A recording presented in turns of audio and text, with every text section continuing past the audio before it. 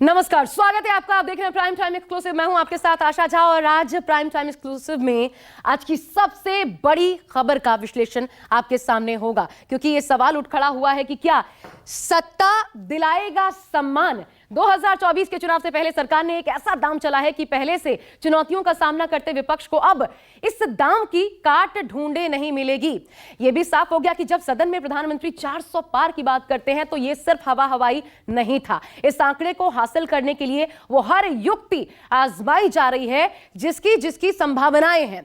मंडल, market, मंदिर, मंडी, millets, यानी कि 5M फैक्टर। ये 5M फैक्टर चुनाव में एनडीए और भाजपा के लिए संजीवनी साबित हो सकते हैं, क्योंकि इसी आधार पर भारत रत्न के लिए देश के अहम चेहरों का चुनाव नजर आता है। यानी देश भर में हर राज्य, हर वर्ग, हर वोट बैंक को लेकर फुल प्रूफ प्लान, जिस पर एक एक करके चुनाव के पहले एक्शन शुरू हो चुका है। और इसका असर ही आप ये कहिए कि भरोसा भी जगा रहा है कि एनडीए 400 पार का दम भर रही है। और चुनाव के पहले साथियों की तादाद भी उत्तर से लेकर के दक्षिण तक लगातार बढ़ती जा रही है। तो आज देखिए 2024 का इम्तिहान, क्या सत्ता दिलाएगा सम्मान।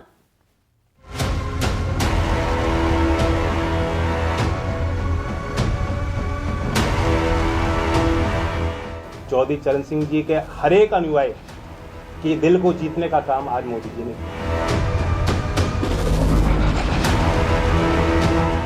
चाहिए है कि इनको तो पहले ही नवाजा जाना चाहिए था, लेकिन इसका संज्ञान पहली बार यदि किसी गवर्नमेंट ने लिया है तो मोदी जी के नेतृत्व की हमारी गवर्नमेंट ने लिया है।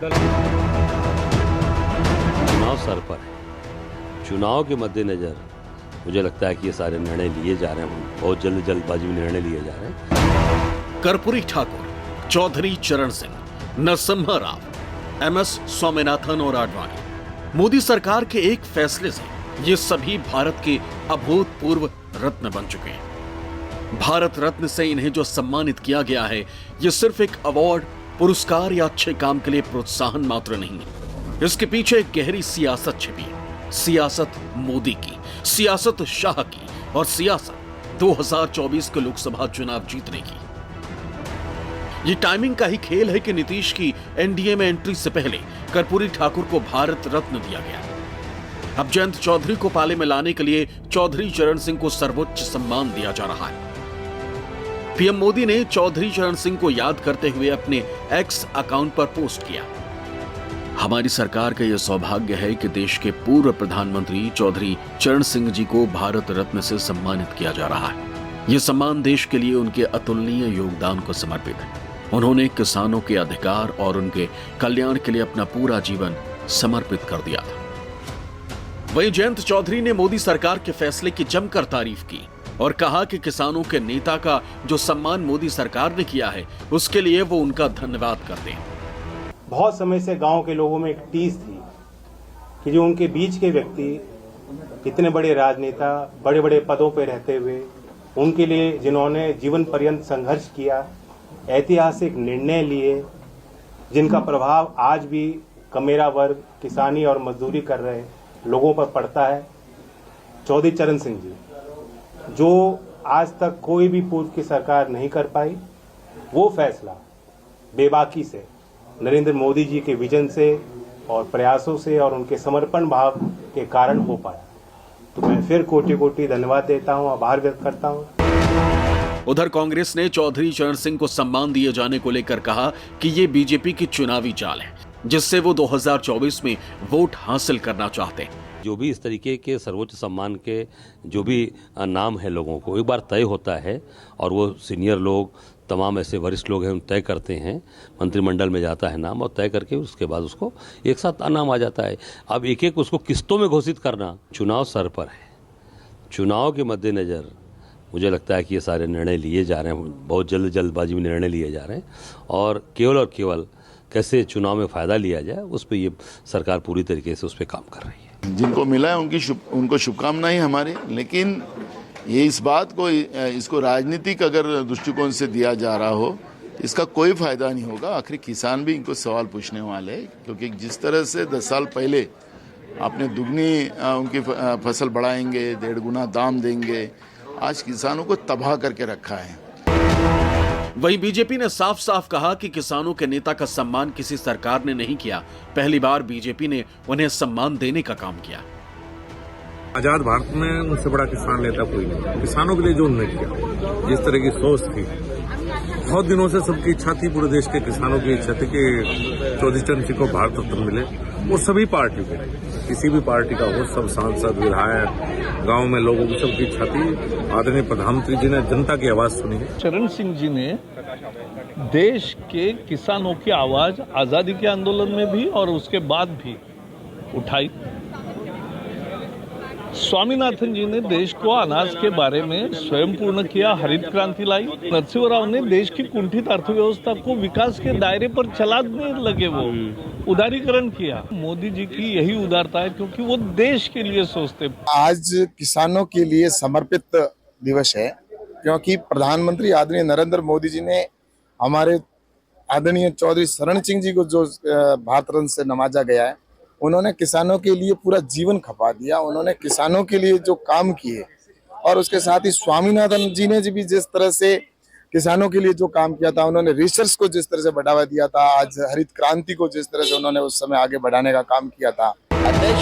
समाजवादी पार्टी के अध्यक्ष अखिलेश यादव ने उत्तर प्रदेश की विधानसभा में कहा कि चौधरी चरण सिंह को भारत रत्न मिला है, इससे बेहतर क्या हो सकता है। नेताजी मुलायम सिंह यादव ने इसी विधानसभा के सामने चौधरी चरण सिंह की प्रतिमा लगवाई थी। हमें खुशी है कि एक किसान नेता को भारत रत्न से सम्मानित किया गया।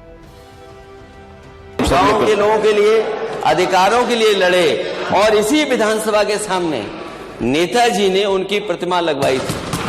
और उस समय जो विरोध किए हुए बात अलग है, लेकिन हमें खुशी है इस बात की कि एक किसान नेता को भारत रत्न मिला है, और उनके साथ साथ और भी जो 2 लोगों को मिला है। वहीं पूर्व प्रधानमंत्री नरसिम्हा राव को भारत रत्न से सम्मानित करने के फैसले के बाद बीजेपी ने यह आरोप लगाया कि कांग्रेस ने हमेशा नरसिम्हा राव को दरकिनार किया, और बीजेपी हमेशा दलगत राजनीति से ऊपर उठकर फैसले करती है। सच्चाई ये है कि इनको तो पहले ही नवाजा जाना चाहिए था, लेकिन इसका संज्ञान पहली बार यदि किसी गवर्नमेंट ने लिया है तो मोदी जी के नेतृत्व की हमारी गवर्नमेंट ने लिया है। दलगत राजनीति से ऊपर उठकर पीवी नरसिम्हा राव को भी सम्मानित किया।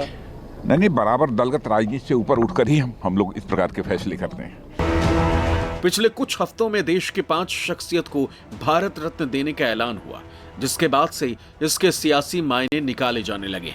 माना जा रहा है कि इन 5 शख्सियतों को भारत रत्न देकर बीजेपी ने 2024 के लिए मास्टर स्ट्रोक चल दिया। आखिर इसके पीछे मोदी का क्या प्लान है और कैसे 400+ को साधने की तैयारी है, वो जानना और समझना भी जरूरी हो जाता है। तो 5 चेहरे, लेकिन पिछले 3 हफ्तों को याद कीजिए। मोदी सरकार ने 5 शख्सियतों को भारत रत्न से सम्मानित करने का फैसला लिया, जिसके दम पर बीजेपी 24 को साधने की तैयारी में है। क्यों हम ये कह रहे हैं, चलिए आपको बताते हैं। जल्दी से देखिए एक-एक करके वो चेहरे और इसके पीछे का कारण भी आपको दिखाते हैं। सबसे पहला चेहरा चौधरी चरण सिंह से किसानों और जाटों को एक तरीके से साधा गया है। चौधरी चरण सिंह किसानों के सबसे बड़े नेता, जाटों के मसीहा, पश्चिमी यूपी, हरियाणा, पंजाब, वहां पर गजब की लोकप्रियता है इनकी। देश के इकलौते प्रधानमंत्री रहे जो इस क्षेत्र से निकले थे, और ऐसे में चौधरी चरण सिंह को भारत रत्न देकर इस पूरी किसान बेल्ट, पूरी जाट बेल्ट को स्वीप करने का इरादा तैयार किया गया है, ताकि 2024 में यूपी के साथ साथ पंजाब, हरियाणा में भी कमल खिलाया जा सके। इसके अलावा देखिए नरसिम्हा राव का सम्मान, कांग्रेस को अपमान का घूंट फिर पिलाया गया है इस नाम के जरिए। देश के पूर्व प्रधानमंत्री नरसिम्हा राव, उनको भारत रत्न देकर मोदी सरकार ने कांग्रेस के खिलाफ ये एक बड़ी चाल चली है, एक तरीके से दुखती रग पर हाथ रखा है। यानी ये दिखाने की कोशिश है कि कांग्रेस ने उनका सम्मान कभी नहीं किया, उन्हें आज तक किसी भी सम्मान से नहीं नवाजा, जबकि देश की अर्थव्यवस्था को गति देने में उनका बहुमूल्य योगदान रहा। इकोनॉमिक रिफॉर्म के तौर पर बीजेपी 2024 में ये माइंडसेट तैयार करने की कोशिश कर रही है कि बीजेपी दलगत राजनीति से ऊपर उठकर देश के सभी वर्गों के बारे में सोचती है। तीसरा बड़ा चेहरा आपको दिखाते हैं, कर्पूरी ठाकुर। जहां पर बिहार की सियासत जमकर चल रही है, इनका नाम देखिए। कर्पूरी ठाकुर को सर्वोच्च सम्मान देकर पिछड़ों में पैठ को मजबूत करने का काम किया गया है। कर्पूरी ठाकुर 2 बार बिहार के सीएम रहे, जननायक बिहार के लिए कहा जाता है। कर्पूरी ठाकुर अति पिछड़ी जाति यानी कि नाई से ताल्लुक रखते थे, और बिहार में अति पिछड़ा वर्ग का करीब 36% वोट बैंक है। बीजेपी कर्पूरी ठाकुर के बहाने इस सबसे बड़े वोट बैंक को अपने पाले में करना चाहती है, इसे साधना चाहती है। एक और नाम, बहुत बड़ा नाम, कृषि वैज्ञानिक स्वामी स्वामीनाथन, उनको भारत रत्न देकर दक्षिण दुर्ग को दुरुस्त करने का काम किया गया है। महान वैज्ञानिक MS स्वामीनाथन, जिनके आयोग की रिपोर्ट को बार बार लागू करने की बात किसान करते हैं। भारत में हरित क्रांति का जनक भी उन्हें कहा जाता है। किसानों की पैदावार बढ़ाने, आर्थिक संबल प्रदान करने में अहम योगदान रहा। लेकिन हालिया दौर में किसान केंद्र सरकार से थोड़े नाराज नजर आते हैं। ऐसे में स्वामीनाथन को भारत रत्न दिए जाने से किसानों का गुस्सा कम होगा, यह माना जा सकता है। सरकार किसानों में एक उम्मीद भी जगा सकती है कि उनके लिए वो अच्छा बेहतर काम करने की सोच रही है। पांचवा चेहरा आपको दिखाते हैं, ये चेहरा लाल कृष्ण आडवाणी का। आडवाणी के जरिए राम लहर को भुनाने की एक कवायद है। केंद्र सरकार ने बीजेपी लीडर लाल कृष्ण आडवाणी को भारत रत्न दिया है। आडवाणी की छवि एक कट्टर हिंदुत्ववादी लीडर की रही है। आज भी कोर हिंदुत्व वोटर आडवाणी को अपना नेता मानते हैं।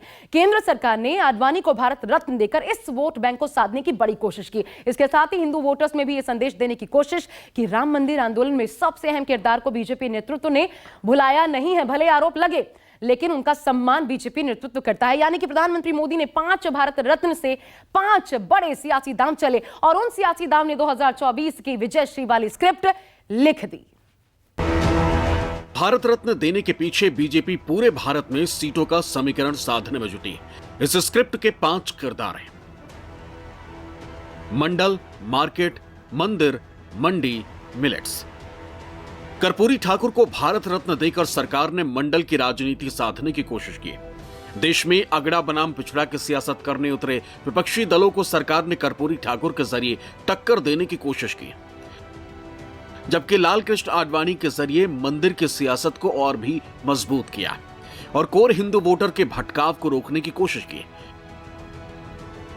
PV नरसिम्हा राव को आर्थिक सुधारों का जनक कहा जाता है, इसलिए उनको भारत रत्न देकर बीजेपी ने मार्केट को साधने की कोशिश की।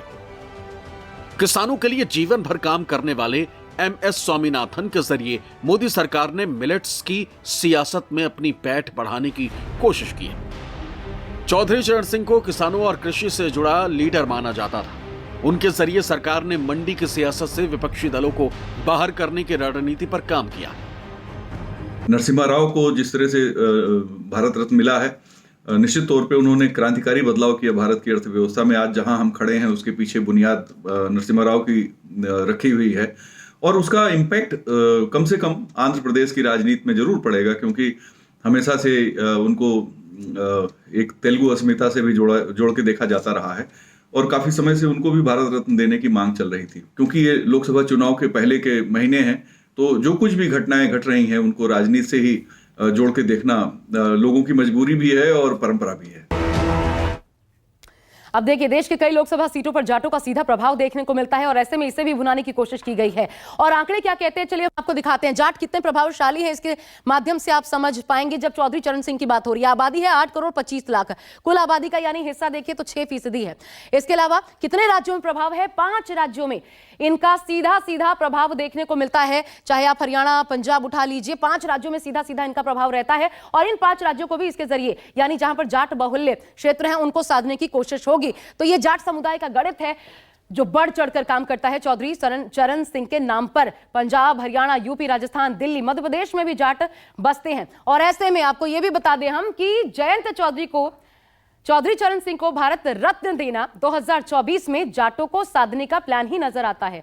और अगर देश में जाटों के प्रभाव की बात की जाए तो पंजाब में जाटों की आबादी कितनी आई है, कहां पर कितनी आबादी है, वो भी हम यहां पर आपको दिखाते हैं मैप के जरिए। पंजाब में देखिए 4% जाट यहां से आते हैं। इसके अलावा हरियाणा में देखिए 29% जाट हरियाणा में अकेले आते हैं। इसके अलावा वेस्ट यूपी में 17%, जहां पर बड़ा दांव खेल रही है इस वक्त बीजेपी और इसी की वजह से जयंत चौधरी पाले में लाए जा रहे हैं। राजस्थान में देखिए 15% जाट यहां से आते हैं। और किस जगह, दिल्ली की बात करें, यहां भी जाट है, अच्छा खासा इनका मार्जिन है, 10% यहां पर जाटों की तादाद है। इसके अलावा मध्य प्रदेश में 5% जाट आते हैं। ये तमाम आबादी जो है इसी को साधने की कोशिश की गई है इस भारत रत्न से। यानी अगर जाट खुश तो बीजेपी और एनडीए गठबंधन के लिए 24 की राहें आसान हो जाएंगी और इसी राह पर चल पड़ी है भाजपा। उधर नरसिम्हा राव और MS स्वामीनाथन को भारत रत्न देकर बीजेपी ने दक्षिण को साधने का प्लान बना लिया, क्योंकि दक्षिण में बीजेपी कमजोर स्थिति में है।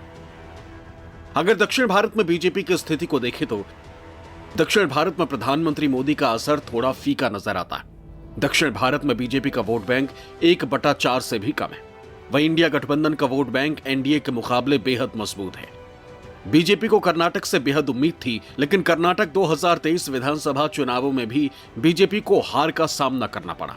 वहीं केरल, तमिलनाडु, आंध्र प्रदेश, तेलंगाना, पुडुचेरी में बीजेपी कमजोर स्थिति में है।